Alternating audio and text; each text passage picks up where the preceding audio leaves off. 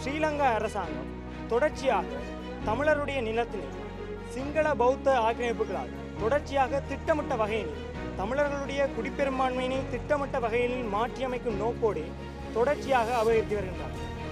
அந்த அபகரிப்பின் தொடர்ச்சி தான் தற்போது இங்கு மட்டுமில்லாமல் வவுனியாவில் உள்ள ஆமணங்குளம் கல்லுமலை பிள்ளையார் ஆலயத்திலும் ஒரு விகாரை ஒன்று எழுந்தது. விகாரையினுடைய கட்டுமானங்கள் எழுந்தது. தொடர்ச்சியாக குருந்தூர் மலை, வெடுக்குநாரி மலை மற்றும் திரியாய், கையிட்டி என்று தமிழ் மக்களுடைய இல்லங்கள் தொல்லியல் ரீதியாகவும் கல்ச்சரல் ஜெனோசைட் ரீதியாகவும் அது மட்டுமில்லாமல் தமிழ் மக்களுடைய தனியார் நிலங்கள் திட்டமிட்ட வகையிலும் ஆக்கிரமிக்கப்படுகின்றன. மிக முக்கியமாக சொல்ல வேண்டுமானால் இந்த நிலத்தில் கிட்டத்தட்ட 1 ஏக்கருக்கு கிட்டத்தட்ட இருக்கக்கூடிய உண்மையாக இருக்கக்கூடிய விகாரையினுடைய காணியில் விகாரையை எழுப்பாமல் திட்டமிட்டு மக்களுடைய 40 ஏக்கர்கள் தெரிவு செய்யப்பட்டு அதில் 7 ஏக்கர்களில் ஒரு விகாரை அமைத்து 40 ஏக்கரையும் முற்றுமுழுதாக அவர்கள் ஆக்கிரமித்திருக்கிறார்.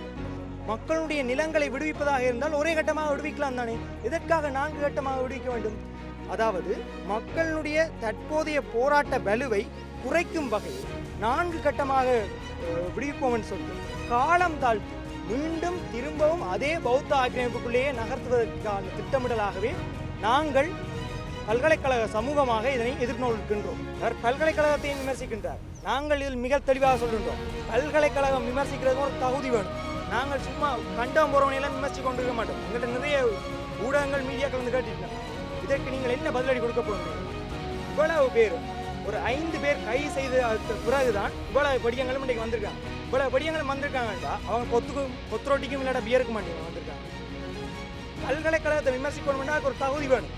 ஏனென்றால் பல்கலைக்கழகத்தை விமர்சிப்பவர்களும் திட்டமிட்ட வகையில் பல்கலைக்கழகத்தில் யாழ்ப்பாண பல்கலைக்கழகத்தில் தமிழ் மக்களுடைய அதாவது தமிழ் மாணவர்களுடைய வருகை தொகையை குறைக்க வேண்டும் என்ற ரீதியில் தான் விமர்சனங்களை முன்வைக்கின்றார்கள். அதில் மாற்று கருத்தே இல்லை. மக்கள் இன்றைக்கு தெளிவாக வெளிப்படுவோம். இன்றைக்கும் நீங்கள் எங்கே நிற்பீங்கன்னு எனக்கு தெரியும். நோலிமிட்டுக்கு போயிருக்கோம்.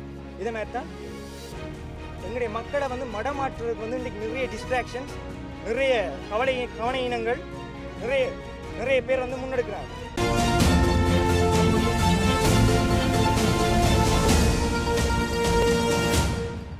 வணக்கம். லஜிதர் தலைவர், யாழ்ப்பாண பல்கலைக்கழக மாணவர் ஒன்றியம். இன்றைக்கு நாங்கள் இந்த தையிட்டி மண்ணுக்கு இந்த மக்களுக்காக அவர்கள் தங்களுடைய நிலத்துக்காக தொடர்ச்சியாக போராடி கொண்டே இருக்கின்றார்கள். சட்டவிரோதமாக ஆக்கிரமிக்கப்பட்ட நிலத்திற்காக தொடர்ச்சியாக போராடி கொண்டிருக்கிறார்கள். அவர்களுக்கு ஒரு ஆதரவினை நாங்கள் தெரிவிக்கும் முகமாக இன்றைக்கு நாங்கள் தையிட்டி மண்ணுக்கு வந்திருக்கின்றோம்.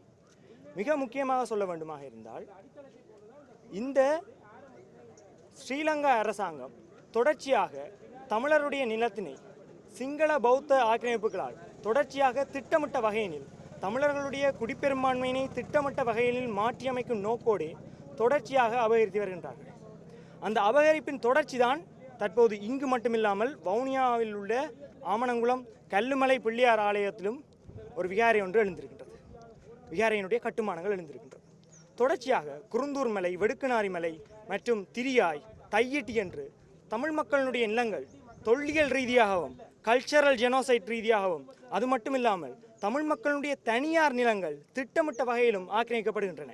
மிக முக்கியமாக சொல்ல வேண்டுமாக இருந்தால் இந்த நிலத்திலே கிட்டத்தட்ட 1 ஏக்கருக்கு கிட்டத்தட்ட இருக்கக்கூடிய உண்மையாக இருக்கக்கூடிய விகாரையினுடைய காணியில் விகாரையை எழுப்பாமல் திட்டமிட்டு மக்களுடைய 40 ஏக்கர்கள் தெரிவு செய்யப்பட்டு அதில் 7 ஏக்கர்களில் ஒரு விகாரை அமைத்து 40 ஏக்கரையும் முற்றுமுழுதாக அவர்கள் ஆக்கிரமித்திருக்கின்றார்கள்.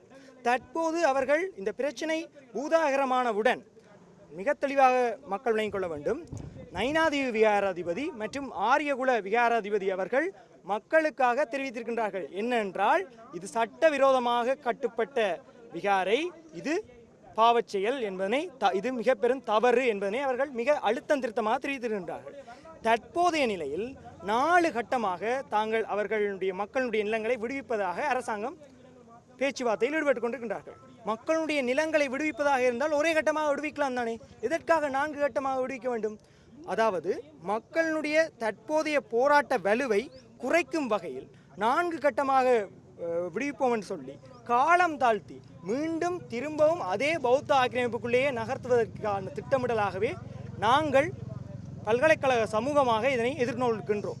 இது மட்டுமில்லாமல் மிக தெளிவாக சொல்ல வேண்டுமாக இருந்தால் மக்களுடைய நிலங்களினை எதற்காக இவர்கள் ஆக்கிரமிப்புகின்றார்கள்? தொடர்ச்சியாக இங்கே சிங்கள பௌத்த ஆக்கிரமிப்புகளை நிலைநிறுத்தி தமிழருடைய குடிப்பெரும்பான்மையினை திட்டமிட்ட வகையில் மாற்றியமைக்க வேண்டும் என்ற நோக்கினுடைய மாறி மாறி வருகின்ற எந்த அரசாங்கமும் சரி, எல்லா அரசாங்கமும் மாற்றிக்கொண்டே வருகின்றார்கள். இதில் நாங்கள் கேட்கின்ற விடயம் இதுதான்.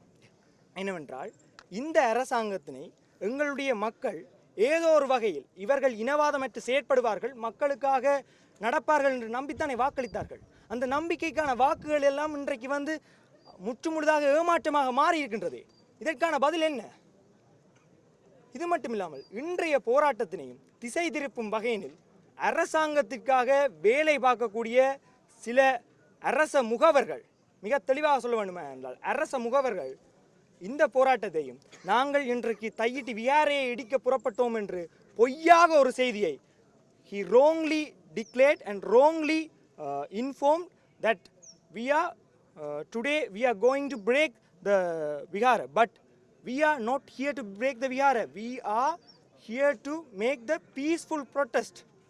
நாங்கள் அதைத்தான் மிக தெளிவாக சொல்கிறோம். நாங்கள் அமைதியான போராட்டங்களினூடாக எங்களுடைய மக்களுடைய பிரச்சனையும் எங்களுடைய மக்களுடைய இவ்வளவு கால பிரச்சனைகளையும் எங்களுடைய மக்களுடைய நிலங்களையும் பெற்றுக்கொள்வதற்காகத்தான் இங்கே நகர்ந்திருக்கின்றோம். ஆனால் தெள்ள தெளிவாக அரசாங்கத்தினுடைய ஒரு முகவர் அவர் பல்கலைக்கழகத்தையும் விமர்சிக்கின்றார். நாங்கள் இதில் மிக தெளிவாக சொல்கின்றோம், பல்கலைக்கழகம் விமர்சிக்கிறதுக்கு ஒரு தகுதி வேணும். நாங்கள் சும்மா கண்டம் போகிறவனையெல்லாம் விமர்சித்து கொண்டிருக்க மாட்டோம். எங்கள்கிட்ட நிறைய ஊடகங்கள் மீடியாக்கள் வந்து கேட்டுட்டோம், இதற்கு நீங்கள் என்ன பதிலடி கொடுக்க போன்றீங்க. இவ்வளவு பேரும் ஒரு 5 பேர் கைது செய்ததுக்கு பிறகுதான் இவ்வளவு படியங்களும் இன்றைக்கு வந்திருக்காங்க. இவ்வளவு படியங்களும் வந்திருக்காங்கண்டா அவங்க கொத்து ரொட்டிக்கும் இல்லாட்ட பியருக்கு மாண்டி வந்திருக்காங்க. பல்கலைக்கழகத்தை விமர்சிக்கணும்னா அதுக்கு ஒரு தகுதி வேணும். ஏனென்றால் பல்கலைக்கழகத்தை விமர்சிப்பவர்களும் திட்டமிட்ட வகையில் பல்கலைக்கழகத்தில், யாழ்ப்பாண பல்கலைக்கழகத்தில் தமிழ் மக்களினுடைய, அதாவது தமிழ் மாணவர்களுடைய வருகை தொகையை குறைக்க வேண்டும் என்ற ரீதியில் தான் விமர்சனங்களை முன்வைக்கின்றார்கள். அதில் மாற்று கருத்தே இல்லை. பல்கலைக்கழகத்தை வந்து தவறாக சித்தரிக்க வேண்டாம் என்பதனை அந்த நபரிடம் நாங்கள் கேட்டுக்கொள்கின்றோம். அது மட்டும் இல்லாமல் நீங்கள் கொஞ்சமாவது உங்களுக்கு வாக்களித்த மக்களுக்கு உண்மையாக ஏதாவது செய்ய பாருங்க. மற்றும் நாங்கள் இன்றைக்கு இந்த போராட்ட காலத்துக்கு வந்திருக்கின்றோம் என்றால் தொடர்ச்சியாக நாங்கள் மக்களுக்காண்டி தான் போராடி கொண்டிருக்கிறோம். அதில் மாற்றுக்கிறதே இல்லை. மயிலத்தமடு மாதவனை மேய்ச்சல் தரை பிரதேசத்திலும் நாங்கள் அங்கே கைது செய்யப்பட்டோம். கைது செய்யப்பட்டு வந்ததுக்கப்புறம் ஒவ்வொரு வழக்கு தவணைக்கும் நாங்கள் போயேக்கில் வந்து அந்த மக்கள் வந்து எங்களை வந்து தங்களோட பிள்ளைகள் மாதிரி தான் பார்க்குறவங்க. நாங்கள் தொடர்ச்சியாக மக்களோட தான் இணைஞ்சு வந்திருக்கோம். அதே மாதிரி மிக தெளிவான ஒரு விஷயம் நாங்கள் பல்கலைக்கழக மாணவர்களுடைய சொல்லணும், எந்த ஒரு அரசியல் கட்சியினுடைய ஈர்ப்பிலையும் இல்லாட்ட அந்த அவர்களுக்கு வந்து பின்னிற்கவும் நாங்கள் இன்றைக்கு போராட்டத்துக்கு வரையில்லை. நாங்கள் வந்திருப்பது மக்களுக்காக மட்டும்தான். மக்களுடைய நிலங்கள் மக்களுக்கு கையளிக்கப்பட வேண்டும். சிங்கள பௌத்த பேரினவாதம் எந்த மாறி மாறி வருகின்ற எந்த அரசாங்கங்களாலும் தொடர்ச்சியாக தமிழர்களுடைய நிலங்கள் பல்வேறுபட்ட ரீதியில் ஆக்கிரமிக்கப்பட்டு கொண்டே இருக்கின்றது.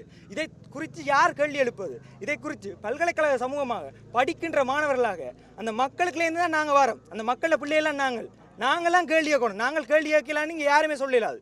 நாங்கள் இந்த விஷயத்துலேயும் சொல்கிறோம், அந்த மக்கள காணிகளை நாங்கள் விகாரையை வந்து இடித்தகற்றுவோம்னு சொல்லவில்லை. ஆனால் சட்டவிரோதமாக நிர்மாணிக்கப்பட்ட விகாரை வந்து அகற்றப்பட வேண்டும்.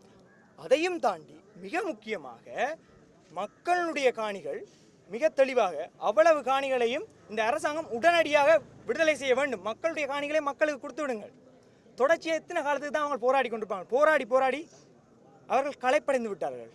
அவர்களுக்கு கரம் கொடுப்பதற்காகத்தான் இன்றைக்கு பல்கலைக்கழக மாணவர்களாக நாங்கள் வந்திருக்கின்றோம். தொடர்ச்சியாக நாங்கள் சொல்கின்றோம், கையிட்டி தமிழருடைய சொத்து திட்டமிட்ட ரீதியில் தமிழருடைய குடிப்பெரும்பான்மையை மாற்றும் வகையில் வேண்டுமென்றே ஒரு நிகழ்ச்சி நிரலுக்கு அமைவாக மாறி மாறி வருகின்ற அரசாங்கங்கள் இப்படி ஆக்கிரமிப்புகளை தொடர்ச்சியாக முன்னெடுத்து வருகின்றார்கள். மக்கள் இன்றைக்கும் தெளிவாக வெளிப்படையணும். இன்றைக்கும் நீங்கள் எங்கே நிற்பீங்கன்னு எனக்கு தெரியும், நோ லிமிட்டுக்கு போயிருப்பீங்க.